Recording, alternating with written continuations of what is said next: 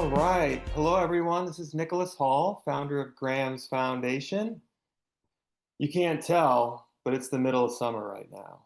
And it's been really, really hot. So we just had a little break in the weather here in the Midwest. So we're pretty excited to have humidity below 95%.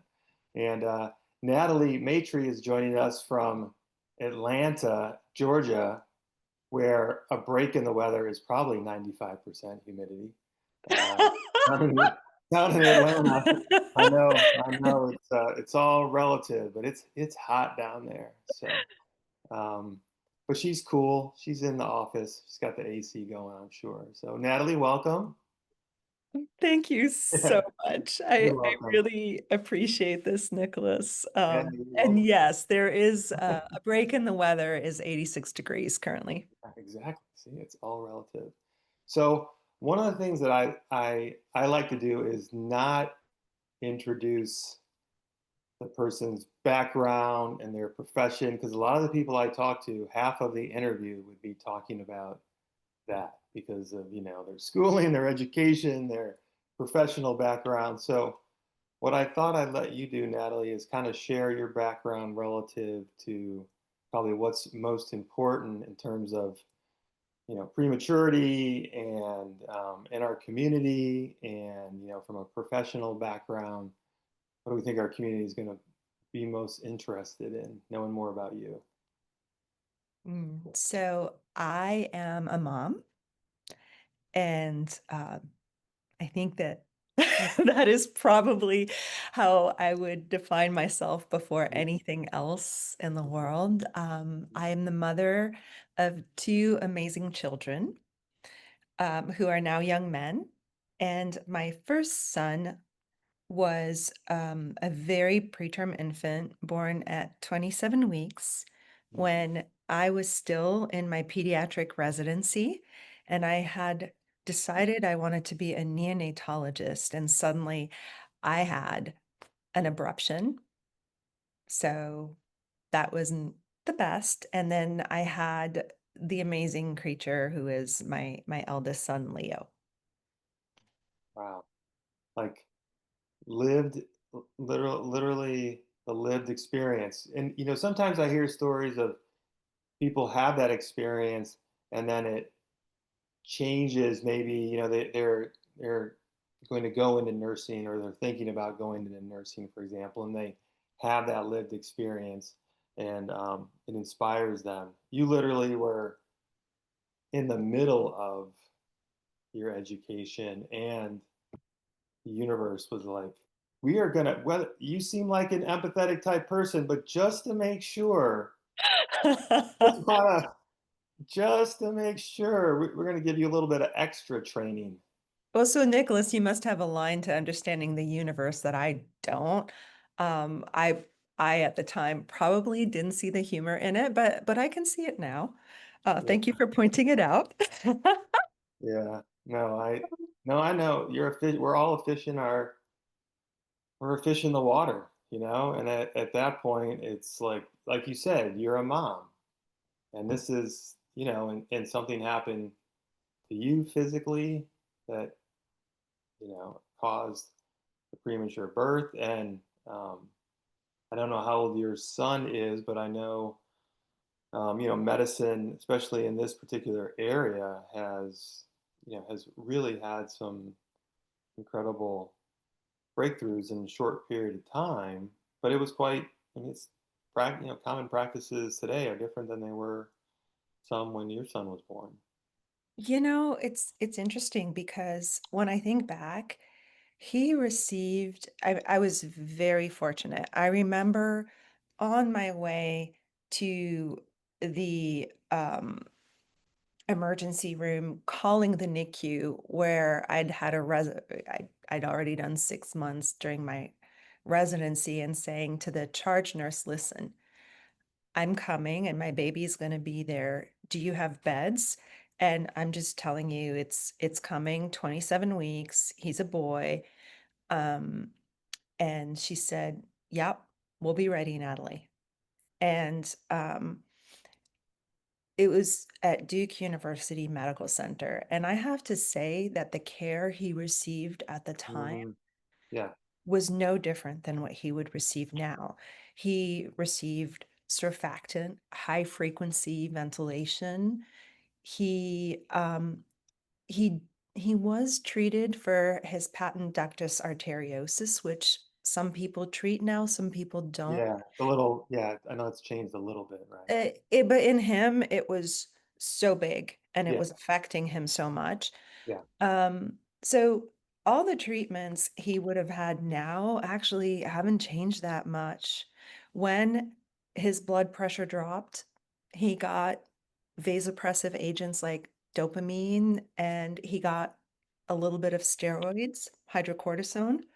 Yeah. These are things we now know are, standard care and they work. And so I looked back and medically, he wouldn't have gotten anything different. Um, I think where I was able to make a difference, and that sort of changed my perspective on things, is that I did kangaroo care every day. And I was just, there was nothing that could have, I didn't care if he had lines or anything else. I was going to hold my child. I was going to do everything I could. I was studying for my rotations because there was somewhere I still needed to work as a pediatric resident. And Yeah. I remember reading this book on ventilators to my child who was in kangaroo care and asking him what he thought of ventilators. And I think where things are different now is our awareness of the impact of the NICU environment and Yeah. of the parent on what the outcome of a child is going to be. Yeah. And I was so fortunate. The Mhm. nurses there and the social workers, by the way, were some of my strongest advocate, as were the therapists. And I think that's what started my passion for empowering parents to Yeah. understand they could make a difference if they just work with the right professionals. And so it was sort of I didn't understand certain things Yeah. before. Yeah. Um, when you have a child, there's two worlds, the world before and the world after, and it's these parallel universes. And it's string theory in action. They're still there, but Yeah. they actually don't overlap. And and so for me, that experience changed how I saw Mhm. the NICU and what mattered. Yeah. But also, it pushed me to go into what I am incredibly passionate about is the continuum of development from birth to 21. Yeah. I'm very fortunate. I have an incredible boss who supports me in not just my research in neurodevelopment and neuroscience, but also in developing the NICU follow-up program. Mhm. And Yeah. That's for what, me, I think having a child, who went through the NICU, you spoke earlier when we were just chatting about something that I thought was so important. You said, you're in the NICU and then you go home and you just feel like you're just like plopped there, yeah. and with all your questions and everything else. And I know your foundation tries to make that shift a little bit more comfortable and supported. And that's what I do too. I think Yeah. that's the role of NICU follow-up programs. It's to make sure that there's someone who's going to be there for families and recognize that actually life starts when you leave the NICU. And as Yeah, much I as, know that's all. Yeah, they think, yeah, graduation. Yeah, well, you just went from having 24/7 coverage, yeah, right? Which is at first it's scary, and then over time, if you're there long enough, right. you are like, wow, this is really great. Yeah, Because anytime you have a question, you can just raise your hand, right? Or and then all of a Or sudden, look at a monitor even, right? Or have something reassuring you that you're doing the right thing and that someone's watching over your child. Oh, and by the way, if you fall asleep, there's always someone awake to watch over your child. And I think for me, there were a few traumatic events about going home, mm, even though it was better going home the second time, right? The first time when you go home without your baby from the NICU, like you've given birth and you go home. And I remember just we're in the minivan going to the house and I just don't want to go in because the minute I step through that door, I have to admit that I'm going to be going home to an empty nursery. And this is not how it should be. And this is not what I dreamed of. yeah, And it was just rebuilding a dream. What was the dream going to be? That new reality. yeah, And then when you finally do go home, and bear in mind, I'm a doctor, yeah, but yeah, it didn't matter. I didn't want to go to sleep. I yeah. was afraid that the minute I slept, Mm, he would die. mm. And which is not a healthy way to be, right? But y- we can't. Again, it's one thing to intellectually reflect. I think we're all are special incarnations, and we react the way that we react, and then there is to like be with that. And how do we be with that? Yeah. Oh, some of us it's like, well, sleep's going to be difficult because we're struggling to be with the what is, the what so, and that's Yeah. it's really um, it's a it's a huge challenge. I mean, we had twins, and we had everything set up for both, and then um, and after we lost Graham, it was like, what do we do with that? And but but still had our daughter, and it's like you don't want to jinx anything. I mean, it's just all sorts of like crazy stuff that you tell yourself, try and help yourself kind of cope. It is a lesson in that life is one day at a time, and it is day to day. It's really kind of like the world sort of. I mean, my experience, the world sort of everything out there stopped. Like I know it was all happening, but the world got really small, really, really still, really focused. So, I mean, there were some unique opportunities and blessings Yeah. in that. It's not. I just would have preferred it not to have, had to have that particular circumstances to deliver that, but it was pretty profound from that respect. Our twins were born about not quite 19 years ago.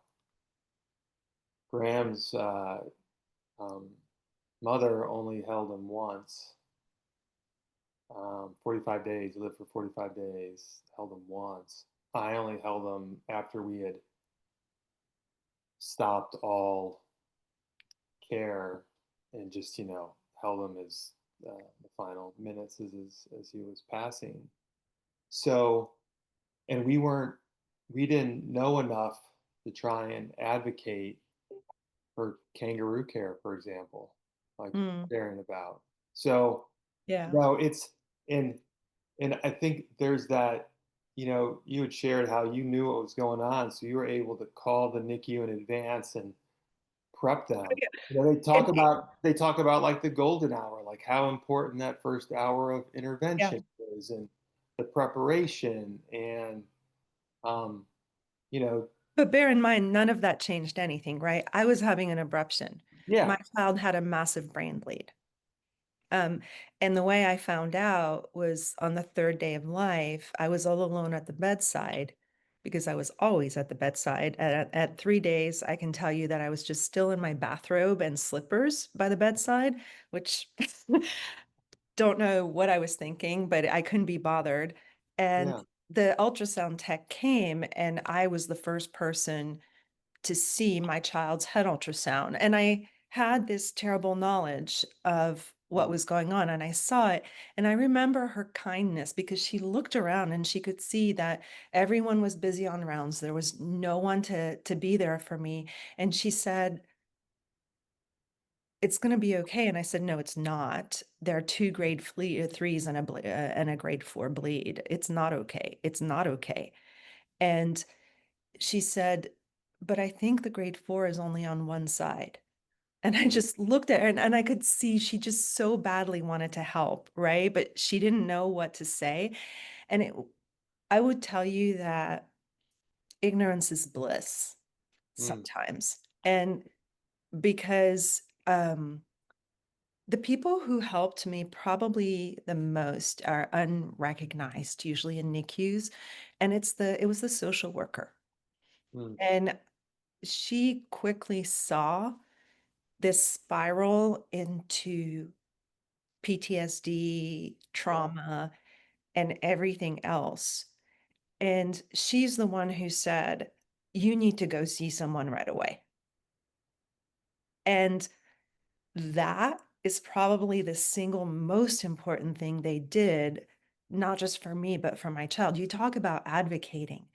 yeah, But the reason I could advocate is because someone had recognized that I was living this trauma where yeah, nothing could comfort me because I knew my child was dying. Every time he was resuscitated, I knew what was happening, and mm, I knew I wasn't allowed to help, that I would be of no help.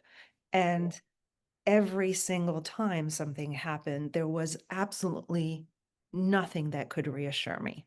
And I remember Dr. Dell, who was both a psychiatrist and an obstetrician, telling me, if someone had created a hell on earth just for you, this is what it would be like. And she said, you're going to need to work through that. yeah, And so the importance of parent mental health in the NICU, I think if I hadn't had that amazing social worker who said, you need this really early on, I wouldn't have been as ornery as I was. yeah, yeah. And let's be clear, some people advocate gracefully. I was not one of those.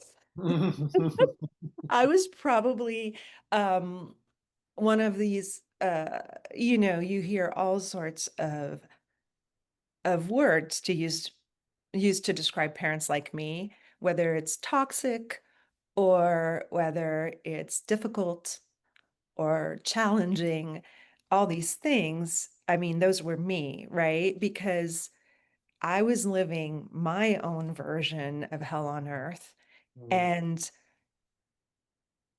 it was never ending. Every day was that, and every day was um I was on rounds. I was that parent. I was yeah, involved and I understood. yeah, And I remember one of the division chief later on who was there said it was one of the most difficult experiences for them too, because they had to, he said, I just lied. He said he was so stinking sick. I thought he was going to die, but I would never have told you that. mm, And I am so grateful because mm, what he did by giving me just a tiny bit of doubt and ignorance yeah, was he kept me hoping. mm, And I think there is such a thing as trying to read too much and go down too many spirals of if, yeah, then. What you said is so true, right? Living day by day, yeah, but living day by day, not just because that's all you can do, but probably because it's the right thing to do to remain whole as a person. yeah. I often remind parents that, if you start looking in all the data and the statistics of all the possible outcomes, they're all over I mean, they're from A to Z because your baby was, depending on how early, it was a fetus, not a baby. And so it has all this development happening outside the womb. And so what's possible is, and your baby is one. Yeah. Your baby's always its own unique body, its own unique person. And so, like some of these things, it'll either happen or not happen, but there is no 55% chance of it's like, Oh, exactly. no, And it's and gonna be, the numbers are totally meaningless because this is your child. yeah.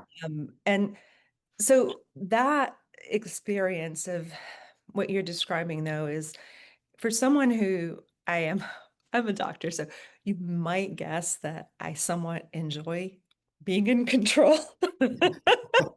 The illusion of control is one of my song lyrics. So being a parent in the NICU was an experience of powerlessness Mm, and of not being in control that was transformative in ways that weren't always good. But it was, at that point, I was like, I can no longer, I can't be day to day and feel so powerless and so out of control. And mm, so the exercise after that, after I started realizing that was how do I make a difference to my child and yeah. how do I regain control? Mm, Part of regaining control was getting better mental health, right? And so the first thing is I can control myself, I cannot control others. So let me work on what I can control, and that is me, yeah. and try to reestablish at least some sense of balance. Mm, And then what can I do for my child? So I read, and I started looking at all sorts of neuroscience, um, reading it to my child, because one of the things that I was like, okay, what can I do? I can offer breast milk. Um, I got called Maisie, Daisy, all sorts of things.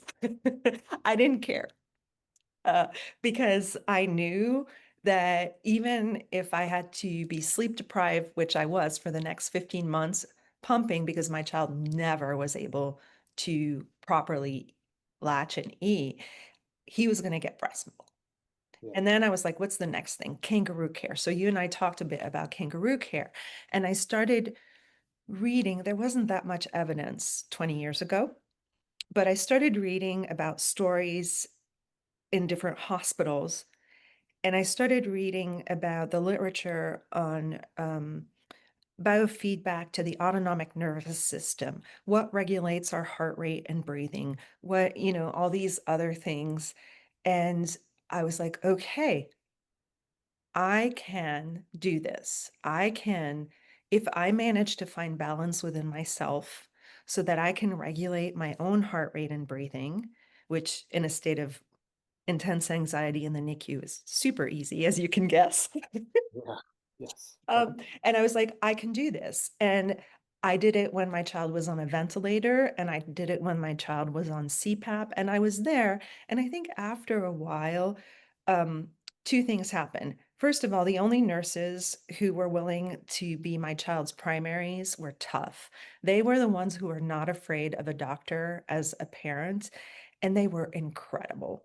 Um, Julia and Joanne and Elizabeth will always have a place in my heart. And you know the names of your child's nurses too, right? Um, but they would let me kangaroo when my child had a line in, Mm, was intubated because or was on CPAP. And I was like, this is what I need to do. And then I started saying, what should I do for his brain more than what I can do, which is to provide sort of a sensory environment that is promoting his own stability. And I was like, okay, voice is the next thing. But when he's on me, it's really hard because my whole chest is acting like this resonance chamber. And any noise or talking I do when he's on my chest is amplified. So I need to be careful, right? So I started studying sound and voice and what that could be.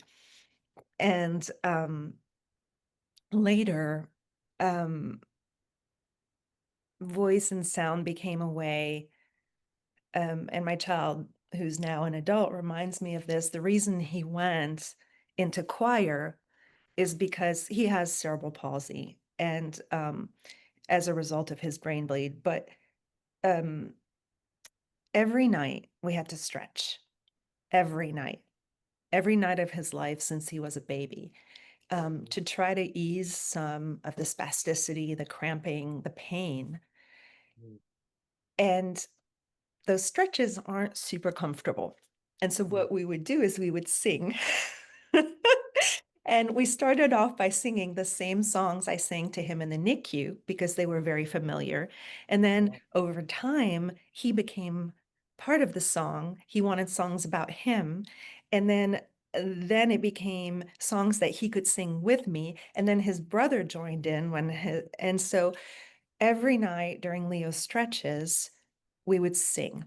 And he said, and he went into choir. He spent 7 years doing choir because he said for him, singing became this way of being, um, that that helped him get through a tough time. mm, Um, and obviously music and voice, then it started making sense to me that yeah, we should allow parents and support them in providing their voice and providing their songs, and providing the stories that they wanted to tell their babies in the NICU in a way that that baby's brain could actually cope with in the NICU when it was so immature. So yeah. yeah. And these, and I mean, those practices that you develop then has impacted your research and your work in the world and what you've created and what you're creating. So I mean, that was 20, like you shared, 20 or so years ago. So obviously, people that are listening are going to be super curious to hear more about. Love to hear more. Love to hear more about because as I Yeah. said before, we hit the record button. I always felt like we leave the NICU and we know that our, a baby that's been, born several weeks prematurely, it actually seems reasonable that their brain is going to be impacted.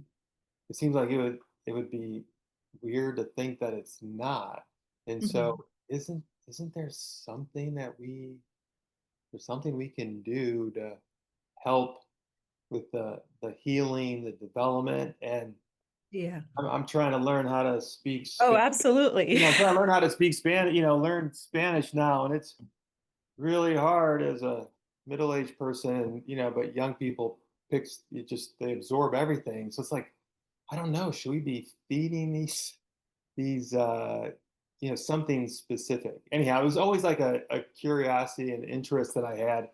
And I was like, well, how do you pay for it? Of course, that's the business side. Like, how do you get anyone to pay for this stuff? Well, so you're not wrong. So I will tell you that you and I talked about the fact that you were talking about the fact that you enjoy, um, sort of eliciting and disseminating people's experiences to create sort of, I think, a shared understanding, from what I understand. You telling me about the purpose of what you do. And at first, I was like, I'm going to figure out what is going on in the brains of these babies, whether they have a brain injury or not. They're preterm, therefore, they have what's called dysmaturity. That's a given. Um, Maturation that doesn't happen the way it was supposed to. And so I'm like, I'm going to study this and I'm going to see how does it impact families. And, that was fine. I got lots of funds to do research on that. I've teased apart a whole bunch of things which have helped me understand the mechanisms of what happens. But after a while, I had to ask myself, how long do you want to study what is going on? And when do you want to do something about it? I'm Mm. very impatient. I'm super impatient. I think patience is something I've been working on my whole life, and I still feel like it's one of the things the worst at. We Um, can talk about that later. No, really. And so I was like, okay, what am I going to do? And so then I was like, okay, well, we can do kangaroo care. And so there's lots of ways where we can support kangaroo care. That's great. Nurses do a fabulous job of it. My job as a neonatologist is to support parents and nurses in getting kangaroo care done. Great. I can do that. But what else? And I was like, one of the things that I think healthcare professionals don't necessarily understand is that even if you've had a child before, having a preterm child is not the same thing. And you don't necessarily think, oh, I'm going to act the same way with this baby as I did before. You just don't know how to act. It's this, should I not? What should I do? And by the way, if it worked on a baby full term, why would it work on a baby born preterm? And it turns out they're right to doubt that. We know from the way the brain develops that if you talk to a baby the way you talk to a full term newborn in the NICU, it's not going to be perceived the same way. And you're not going to have the same effects on Mm, brain and body. And so trying to figure that out, how do we empower parents to know how to speak, how to sing, when, and all of these other things. And because we live in the US, not that I'm critical, I love the US. As you know, for me, it's a chosen country. yeah. Um, but we don't have a year of maternity leave. We don't have a year of paternity leave. Many of us have families that are maybe not conventional. um, we have single parents, we have large families, and because of our system of regionalization, which saves lives and saves babies, but puts a great distance between the parent and the child, we don't always have the capacity for parents to come in to the NICU, be there, and provide their voice and their touch and their smell to babies. Yeah. And frankly, apart from breast milk, that is the single biggest thing they can do, which is to provide a part of themselves to their child.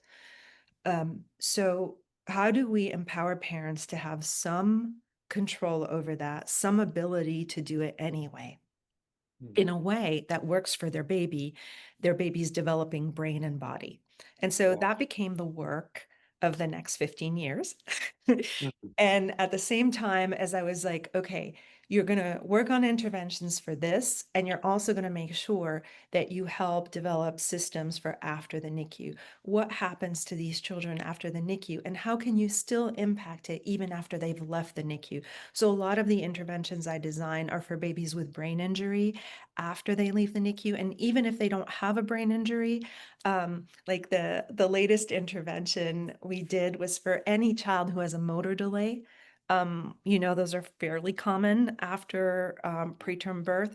And so interventions where parents can be together and experience connection with other parents who have gone through varying degrees of what they have, but then receive um, interventions from health professionals and educators that empower them to make a change in their child's life. And so I've been doing all of that. And I mean, I'm not going to lie, sometimes I fail. A lot of times I fail.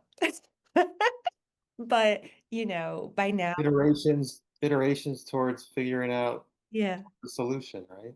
Well, yeah, but they have to be safe iterations. So the Yeah. reason why sometimes research doesn't progress as fast in our vulnerable babies is because everything we do and try has to have that added layer of, is it safe? Could we do something now that would have an impact in 20 years?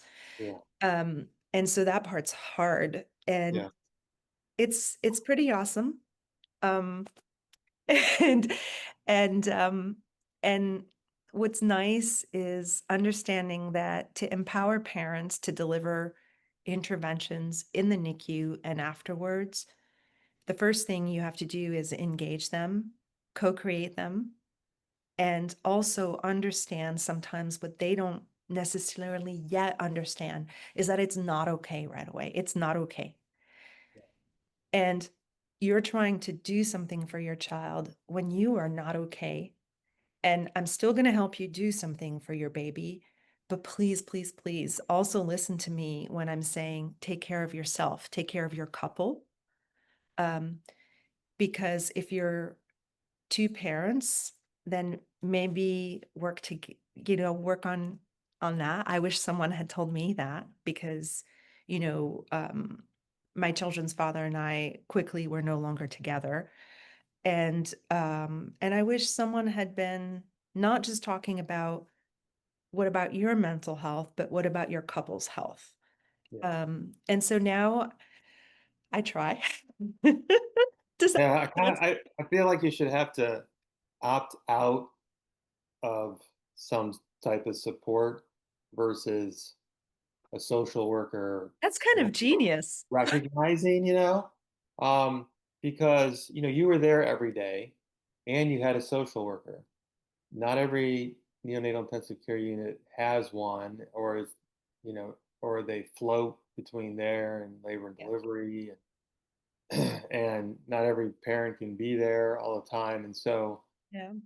if you're if they're not if they're not there enough, and nobody really has enough of a communication with the parent, and then has actually the courage to say something, frankly. Yeah, I agree. There's just a whole lot of reasons why the parents don't get uh, don't get any additional support versus That and judgment, right?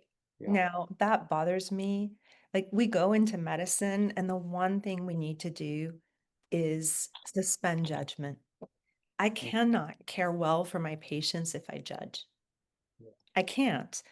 But um, I'm sure you've heard parents talk about how, like, the fact that they feel judged for not being able to be there all the time, right? Or when they are there, being judged because they're too vocal, or being judged because they don't say enough, yeah, or when they call the nurse, they're only asking how many diapers their baby's had, and it's like, or how much weight their baby has gained, and it's like, how dare you judge this parent? Because probably the reason they're asking that is either this is what they know to ask, or maybe because every time you tell them their baby's put on 10 grams, it's just a little drop of hope. So don't make yeah, fun of it, don't judge it. And it's just, to me, that part, or you know what? This mom can only come on the weekend because that's when she's giving up half of her food budget for a babysitter for her other children, so just so she can take 4 buses to come to the NICU. And don't you dare judge the fact that she can only come on the weekend. So yeah. No, it's look, I've said it's like, okay, you humans came up, you developed these interventions and this medicine and this space. So, gosh darn it, we the fact that you don't provide leave, that you're not paying parents yeah. so a per diem to be here. It's to me, it's complete. It's just it's insanity. It's really crazy. And But so I can't change the system, yeah, right? I know. And that's what I told you. I'm So not what I wired. could do is, what can I do? Yeah, What technology can I invent?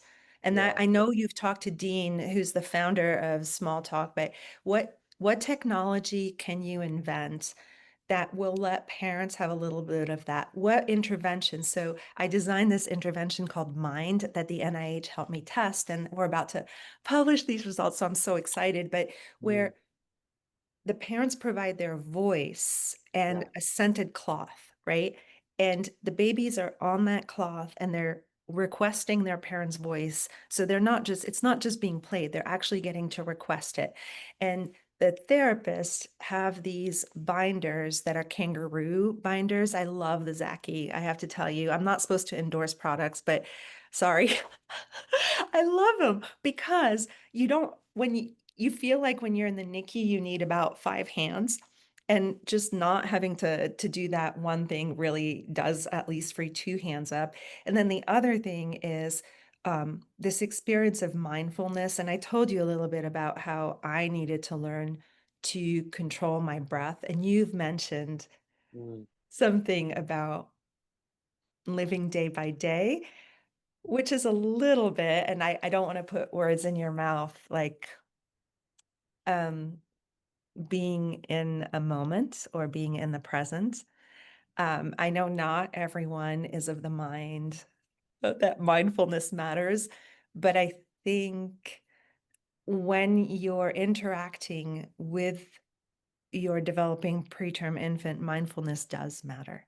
mm, Suspending the trauma of the past and the fear of the future to be entirely in that moment, breathing together with your heart rates beating together mm, in different rhythms, but together. Um, that act of connection is not just important because it connects you emotionally, but also because it's an unbelievably powerful neural intervention. right? Yeah. So, By the way, I've known Janelle forever, so but pardon me? you're talking about the Zachy. She'll love to. I didn't know that. Oh yeah, we're like, I mean, we're a small community, you know. Okay, Our, well, our I cities just, are small, and you know, what you brought up, because yes, I've uh, practiced. I have a lot of practices around mindfulness, and I just had this thought because I actually had a group over last night for a guided meditation. Is there any type of guided meditation that focused on kangaroo care time? so that's interesting that you mentioned that. The closest that we actually, as part of mine, the therapists were asked to get formal, they all had to go through formal mindfulness training, so that they would do this in a way. And by the way, we did control their heart rate and breathing using wearables.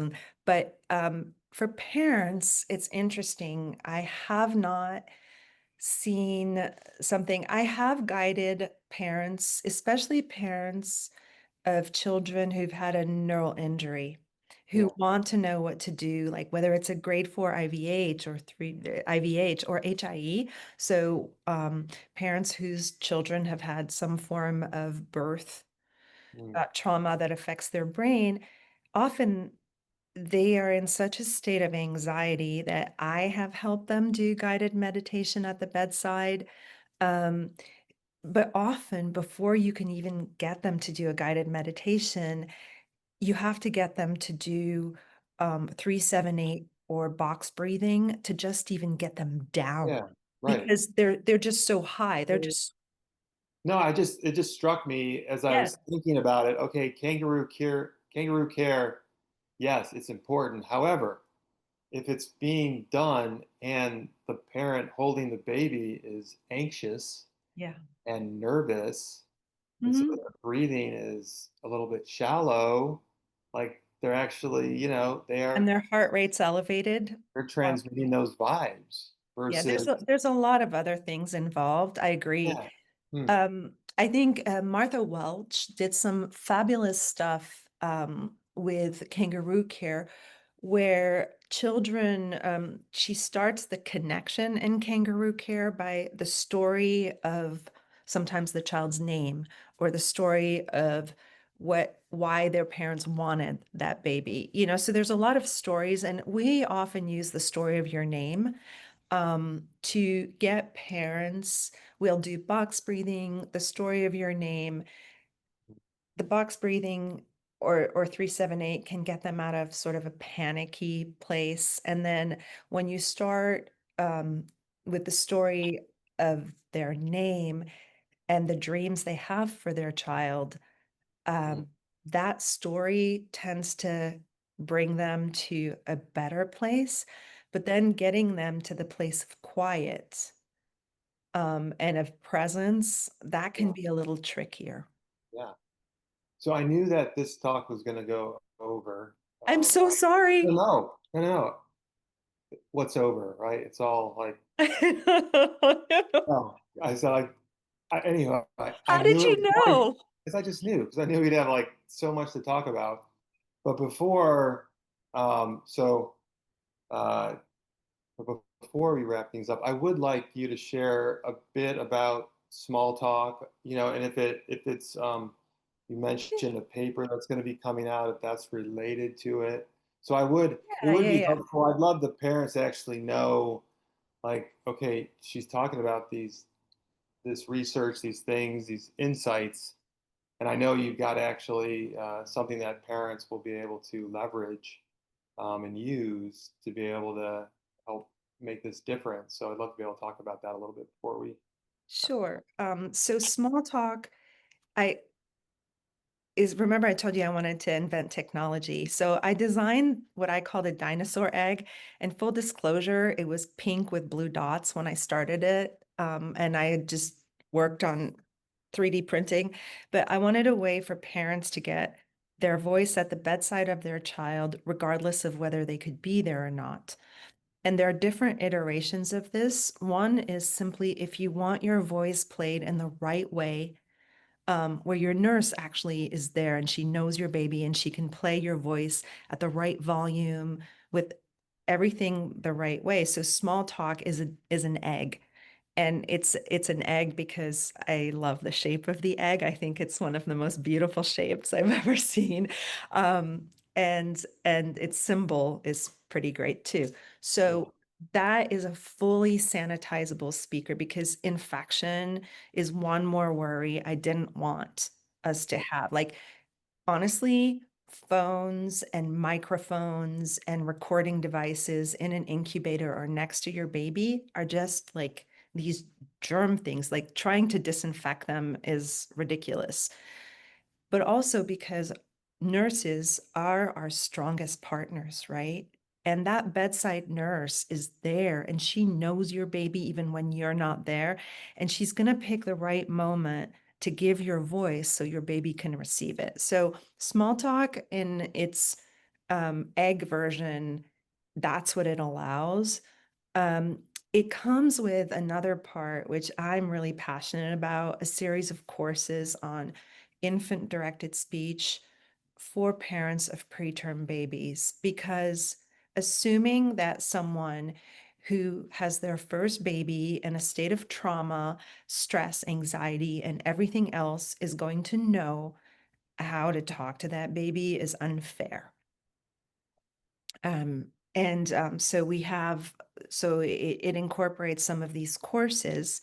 And then the last part, and that's what we're publishing on now, is Mind. And Mind is an intervention that's multisensory and it's parent supported. So it's parents' voice and parents' smell. mm, And um, what it does is, even though the therapist is providing the tactile and vestibular, so the breathing and the auditory, some of the auditory scaffolds, it's really the parent's smell and the parent's voice that the baby's asking for to change not just how babies hear and understand speech, but more importantly, how they perceive the multisensory world, which mm, is their ability to feel touch and sound and not a ton of sight at that time, yeah, but everything else in a way that makes it more than the sum of its parts. And so that intervention, so I have a ton of publications just on sound and on what all these interventions can do to the baby brain using small talk. But the last one that we're submitting right now is about Mind, which is the whole package. Um, and to me, small talk is important I think Dean calls it, who's a CEO, he calls it the active version, I think, but it's a therapeutic device because it actually changes how the brain functions. And so, yeah, that's one small part. mm. Now, is the you talked about the transition home, so the egg, while in the neonatal intensive care unit, is there something that ultimately parents would is any I guess is there anything that you've shared where parent involvement is helpful or necessary? Oh, the egg can't function without the parents. They need their voice, of course. You can't. And then going home, Yeah, hopefully they've learned a lot about infant directed speech, yeah, but they can continue. Unfortunately, not every parent can stay home. They can go to right. with them to their daycare, right? But the other thing is uh, the mind intervention. So if we can teach parents how to do kangaroo care and understand why it's so important, when you go home, you shouldn't stop doing kangaroo care. It is the best way to help a baby learn to regulate themselves. And um, I'm not advocating letting your child fall asleep on you during kangaroo care, but helping them find a way to regulate their breathing, their temperature, and everything else before slowly transitioning them with a bedtime song, for example, to their bed where they will fall asleep. Um, the same skills that you learn with this technology in the NICU are going to be useful to transition into the next phase of your baby's life. And by the way, infant directed speech is so cool because it changes at every age of your baby. So we instinctively, once we know how to do it, we change it as our babies grow older and our infant directed speech changes. And then there's pet directed speech, which you don't want to hear me talk to my dog because it's, you'd think she's 4 months old, probably. Yeah. Oh man, I love. You know what I love is the possibility of that these become best practices. Best Oh, practices, right? Then it just becomes, a lot of them. Then it becomes the like, problem is, and you brought this up in one of our earlier conversations, is right now, the way the NICU system is set up, developmental care and parent support is yeah, not reimbursed at all. There's yeah, nothing in the US healthcare system, whether it's private or Medicaid, that would give a hospital an incentive that's the to, whole. to It's do that. driving. Yeah, again, as I spent so long in corporate America, and so when I was in there, and I was like, there's just so many things that could really make a difference, but there's no box to check. And if there's no box to check, the they can bill all day long for pricking my daughter's heel, but but they, but they, and I'm just like, but it's, Well, they can't. In their defense, they can't prick. I, It's yeah, yeah. I'm exaggerating But for effect, but but also think about it this way. If parents say we want this and we need this for our children, there are many hospitals who will do it because it's the right thing to do. When you think about NICU follow-up that I've been telling you about, every time you see a hospital, a NICU in which there's NICU follow-up, know that it is happening only for one reason, because all of those neonatologists, they feel accountable, not because they're going to make money, because they're not, they're going to lose money through NICU follow-up. that's what I've heard is that the challenge that NICU follow-up programs have is eventually because they're not money makers, they tend to struggle to, But every hospital that has one of those programs cares enough. So yeah, let's see the glass half full. First of all, every NICU in which there's a social worker, a therapist, a psychologist, nurses that are doing initiatives to improve developmental care, or an egg, yeah, right? Every one of those NICUs is making an effort. Every one of the NICUs where there's NICU follow-up, they care. And so just think about the glass half full. There are so many NICUs that make developmental care a priority and parent support a priority, even though they literally have nothing to gain by it. They're doing it because it's the right thing. And if we just look at that glass half full and say, okay, they care. And there are, I think, more people who care than don't, then I mean, there's hope for the future, and we'll figure out a I way, think I even if think it every, does require parents, right? everybody cares. It's just, as you know, it's like, well, I've got my basic job to do, and I've got the administration, I've got, and Yeah. so these things that are impactful but nice to do's become, nights and weekends type projects. And so, the more that, solutions like yours can be integrated into what we do. Well, why do you do it? Because that's what we do for the best outcomes. It's just part of what we do versus, oh, that would be nice to do, but blah, blah, blah, blah, right? So every little step makes a difference. It So does. It really does. yeah, we need to go on, but we can't. So no, this was really great. And obviously wish you guys all the best of luck. I know I'll be continuing to have a relationship with you all and following your progress and super. It was, I mean, just some of the things that you're talking about are things, gosh, now 18, 19 years ago, I had, wished and hoped. So I like to think my wishes and hopes maybe had some little bit of difference, but Oh my goodness. well, putting It like would be it would we're be all lovely. we're all putting the vibes Okay.